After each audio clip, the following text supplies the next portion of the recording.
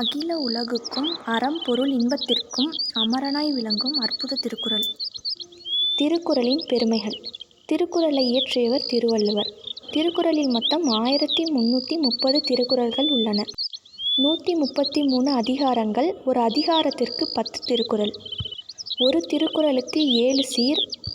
அனைத்தும் பொதுவான கருத்துக்களை கூறுவதால் இதை உலக பொதுமறை என கூறுவர். திருவள்ளுவரின் காலம் கிமு 31ஆம் நூற்றாண்டு. திருக்குறள் 14 கீழ்க்கணக்கு நூல்களில் சேரும். திருக்குறள் 107 மொழிகளில் மொழிபெயர்க்கப்பட்டுள்ளது. திருக்குறளின் பெருமைகளை கூறும் நூல் திருவள்ளுவ மாலை. ஆங்கில நாட்டு மகாராணி விக்டோரியா அவர்கள் காலையில் கண்விழித்தவுடன் படித்த நூல் திருக்குறள்.